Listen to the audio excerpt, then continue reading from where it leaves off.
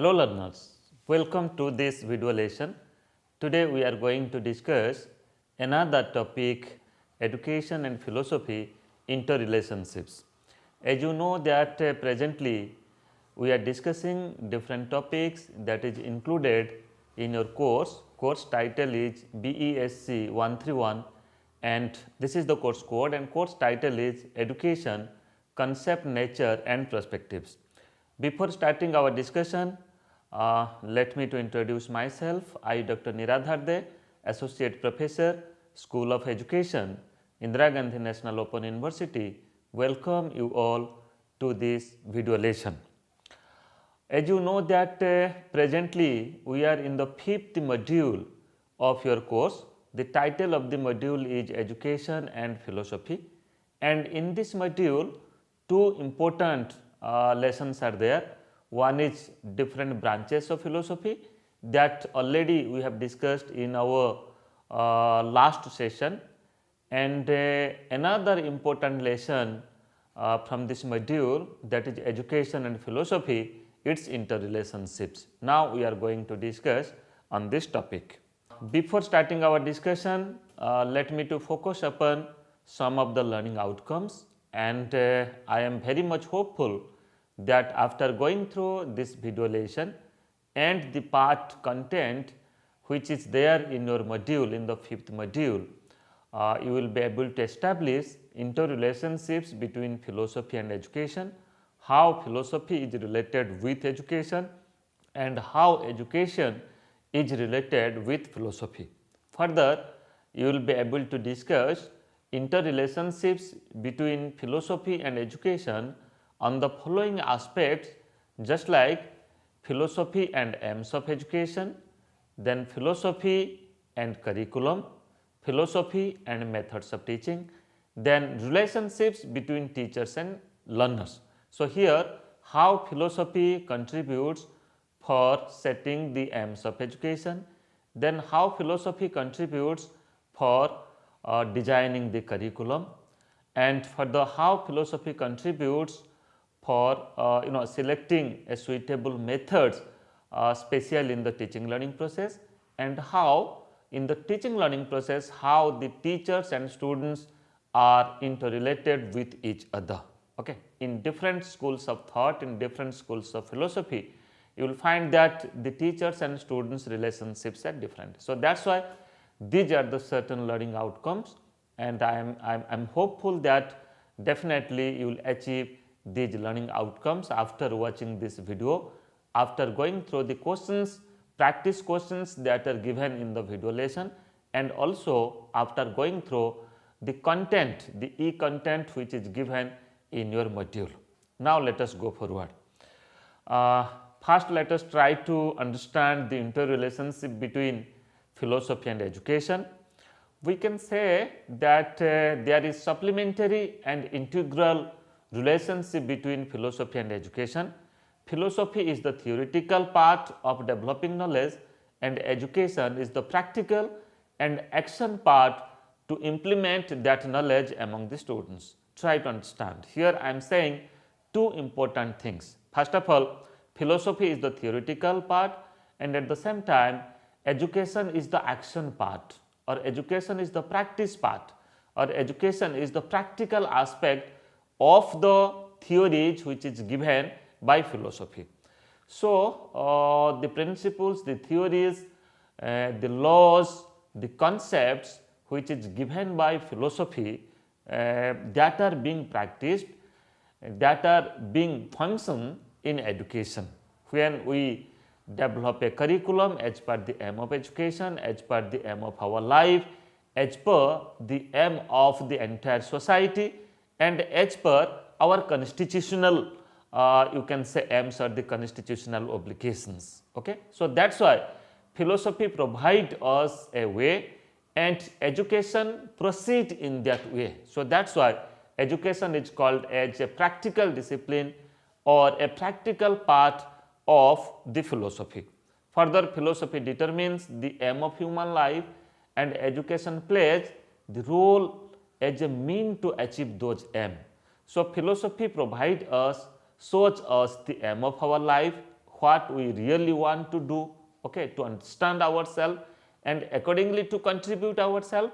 And what education does, education just plays role as a mean to achieve those aims, because to fulfill one's aim of life, one should be educated, one should be undergo with different courses, okay, different programs. So that's why when we design a course, design a program, definitely the aim of our life, the constitutional aim, at the same time the aim of the society are being practiced, are being implemented. So that's why education acts as a tool, education acts as a mean to achieve the aim of life, okay, which is determined by philosophy.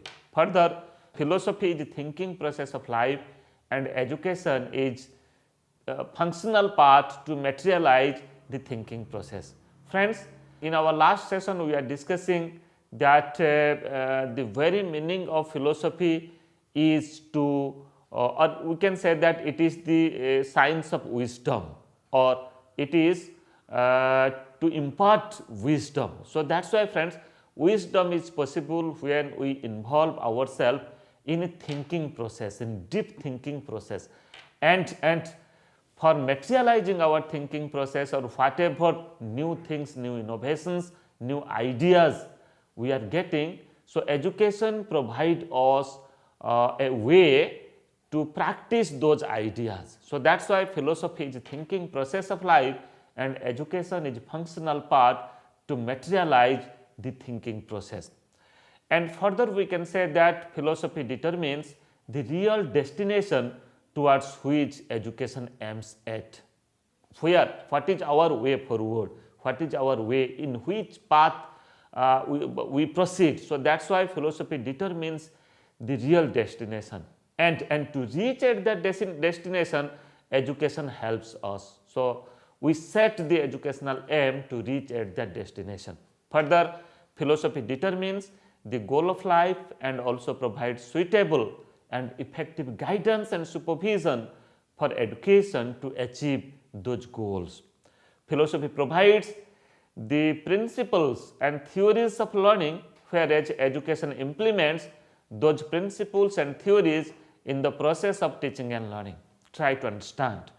Further, we will discuss that in different schools of thought, it may be idealism, it may be naturalism, it may be realism, it may be pragmatism, it may be existentialism.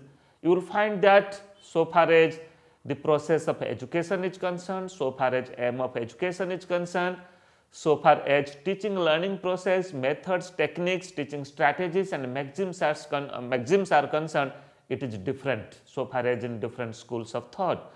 So here the principles and the theories related to idealistic schools of thought, pragmatic schools of thought and naturalistic schools of thought is given by philosophy. And what education does, education implements those principles and theories in the process of teaching and learning.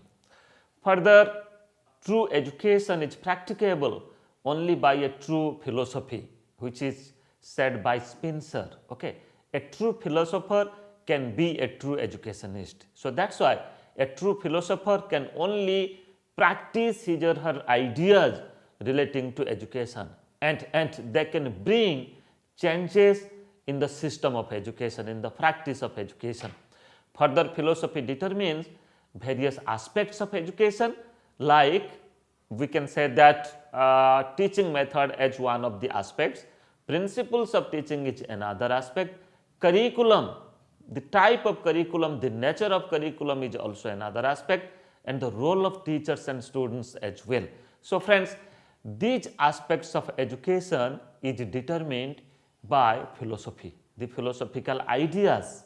Okay, and education, when we design a curriculum, we determine and we take a decision that what method should be practiced to teach a subject, to deliver a lesson and to transact our curriculum.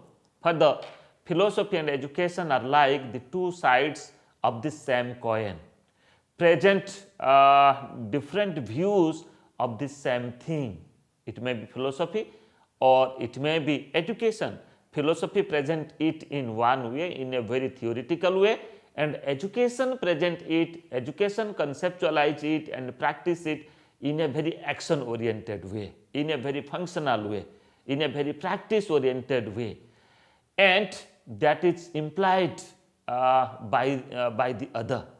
Further, we can also say that the great philosophers are great educationists at all the times. Like we can take the example of the philosophers just like Plato, Dewey, Rousseau, Gandhiji, Sri Aurobindo, okay, Swami Vivekananda. So they are the philosophers and they are also the great educationists. They have given the concept of education, they have given their ideas that what should be the curriculum in the school, they have given the ideas that what should be or what methods should be used to teach that curriculum, to teach that syllabi. What is the concept of the school, at the same time what is the concept of the teacher and the students, what type of relationship should be maintained, should be established in our education system. So that is why the great educationist, it may be Plato, Dewey, Rousseau, Gandhiji, Sri Aurobindo, Swami Vivekananda and other philosophers also, they are also great educationists at their time. Then further, education is the dynamic side of the philosophy. It is called as the dynamic side of the philosophy because education uses the principle of philosophy, uses the laws of philosophy and practice it in education system, determine the education aim, then accordingly develop the curriculum and also transact that curriculum. So education is the dynamic side of the philosophy, it's said by John Adams. It is the dynamic side of the philosophy as education translates the ideas of philosophy into action and practice.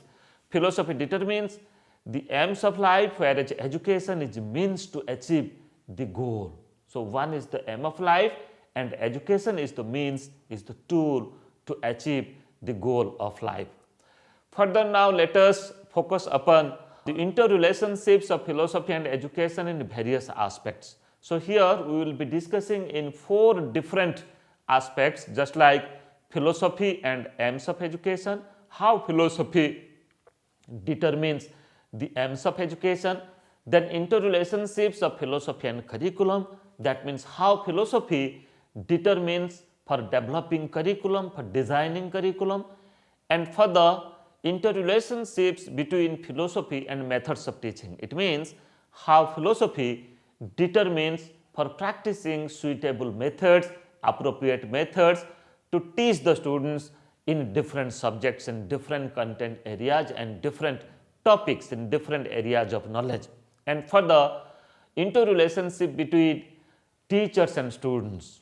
So how teachers and students are interrelated with each other and how it is determined by a definite philosophy. So these are the 4 different aspects we will be discussing. Now let us focus upon how philosophy determines the aims of education. Friends, here let me to establish a relationship of aims of education, then aims of our life. Okay? So here you see aims of education are determined as per the aims of our life, and further aims of our life are determined by the philosophy of life or philosophy of our life. So first of all, philosophy is above the concept of aim of life and aim of education. Philosophy determines the aim of life and education determines, or you can say the aim of life determines the aim of education. So aim of philosophy or philosophy of life, then aim of your life and aim of education are interlinked with each other. Aim of education depends upon aim of your life, then aim of your life it depends upon your philosophy of life. Further, when aims of life change, aims of education also change accordingly. You change the aim of your life, then accordingly to achieve those aims you have to practice that type of education. So the nature and scope of education will be different, then accordingly aim of education will also be different. Further, we will be discussing taking certain examples. Then philosophers and educationists in different periods have concerned about the aims of life, and accordingly aims of education have been implemented. Okay. For the aims of life and aims of education in the ancient and modern period of education is different. Friends, you can take the example of the Gurukul system, the education system that was prevailing at the Gurukul system of education or at the ashram education, where the disciples as well as the gurus were staying together, and every day there was verbal communication, verbal interaction between the gurus and the disciples, gurus and the sishyas, and further they were also engaging themselves for gathering their livelihood, and they were also engaging themselves in understanding life, in understanding the nature, and how live one's life, coming contact with the nature. But now in the present system, in the modern system of education, you will find that the aim of education is different. We are now very much interested in practicing the science and technology. Okay, and we are also practicing innovations. We are doing research, and we are doing many new things, many new innovations through the education, through our courses and curriculum. So that's why, friends, it is determined by aim of our life at a different time, and accordingly we set aim of education. Further, philosophy, how philosophy contributes for aims of education, we can give the example. Just like aims of education in various schools of thought are different, such as aims of education as per idealistic schools of thought, aims of education as per naturalistic schools of thought, aims of education as per pragmatic schools of thoughts are different. In idealistic schools of thought, aims of education are based upon the ideas and ideologies, okay, which is very much idealistic in nature. Okay. When we will discuss in our next module about the principles of the idealistic schools of thought, we will discuss detail about it. And aims of education as per the naturalistic schools of thought, it says that nature is everything, and when the individual child come contact with the nature, the child has the ability to learn many things or experience many things by observing the nature, by coming in contact with the nature. So accordingly, aim of education is different in comparison to idealistic schools of thoughts and naturalistic schools of thought. And further, aim of education as per pragmatic schools of thought is also different. Pragmatic schools of thought focus upon the dynamism and change. Change is the law of life, change is the law of nature. So that's why nothing is permanent, you can say. Every moment, every time, things are getting changing. So that's why, friends, so far as different philosophy of thought is concerned, different schools of thought is concerned, that determines the aim of education. That means aim of education as per idealistic or naturalistic or pragmatic schools of thought. And further, aims of education are also different in different period of education. I have already given the example of ancient time of education. Further, you can take the example of the medieval period of education, then Buddhist system of education, then modern system of education.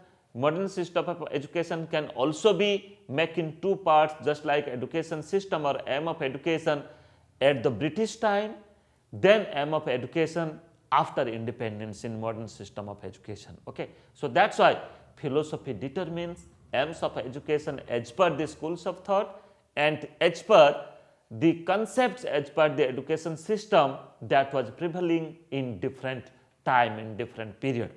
Then now let us focus upon philosophy and curriculum. Okay. So how philosophy determines for developing, for designing our curriculum. The aims of education determines from aims of life, accordingly curriculum determines from the aim of education. Just like, let us try to understand with suitable examples. The philosophy of a country or a society is reflected in aims of education, and it is further reflected in curriculum. Just like if philosophy of a country is to make its national self-reliant, by engaging them in the world of work, then the aim of education would be to develop and implement craft and skill based education. Try to understand. Okay. So, here if you want to make the individual, make the citizen self-reliant, self-sufficient, so that is why they should be engaged in different types of work in world of work, and for that we have to design our curriculum where opportunities should be there for craft centered education, skill and competency based education. So, in this way philosophy determines for setting the curriculum. Let us take another example. Just like if the major goal of the country is to transmit and preserve the cultural heritage, so the school curriculum would be to design in such a way to develop a sense of cultural awareness among the students by including it and also by organizing seminars, activities, workshops on culture of the country and so on. Try to understand, if our aim is to transmit our culture, preserve our culture and develop our cultural heritage, then accordingly you have to transact it by using different methods and principles in our curriculum. You have to develop, we have to develop our curriculum in such a way that there should be the opportunity for organizing certain seminars relating to our cultural heritage.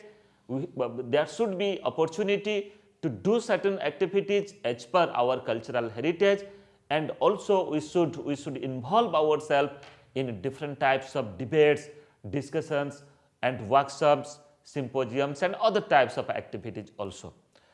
Let me to give another example. Here, if the philosophy of the country is to develop science and technology, okay, to cope with the changing need of the society. So, the aim of education and curriculum should be based upon developing scientific temper among the children, among the students, among the learner and among the citizens of the country also, by incorporating inquiry and project based learning, project based education in the curriculum, and further scope may be given to the students to study and acquire skills in these areas.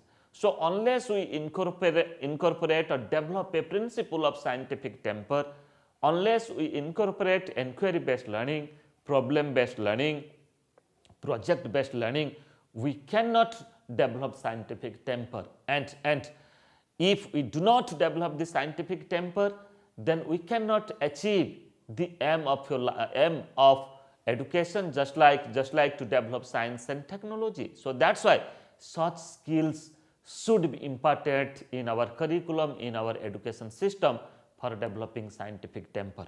Now, let us focus upon philosophy and methods of teaching. Idealist schools of thought suggest traditional methods such as lecture method, which is mostly teacher centered. Naturalistic schools of thought emphasizes self-study method and role of a teacher as a facilitator and guide, which is a laissez-faire in nature.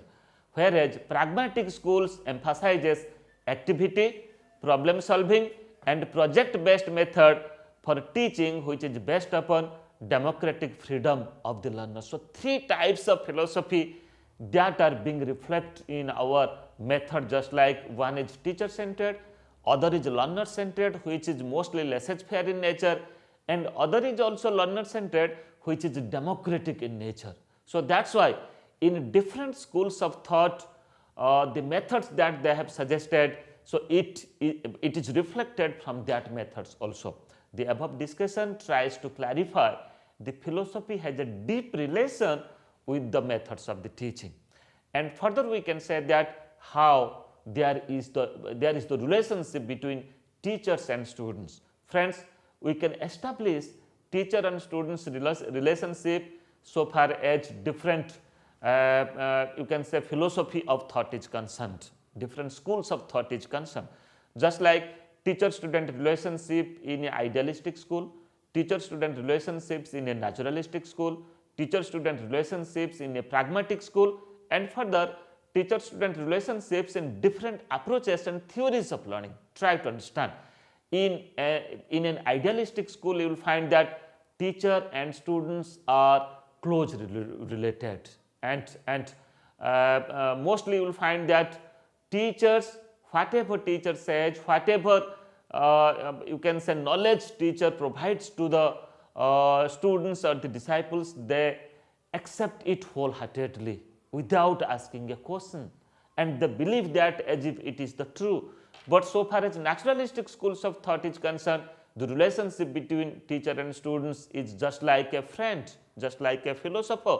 Here teacher provides a way and students proceed in that way by using their own knowledge, own understanding, and they try to construct their own knowledge. And further, so far as a pragmatic schools of thought is concerned, you will find that teacher and students are very much or closely associated with each other, and they feel very free to talk with the teacher, which is not possible maybe in idealistic schools of thought.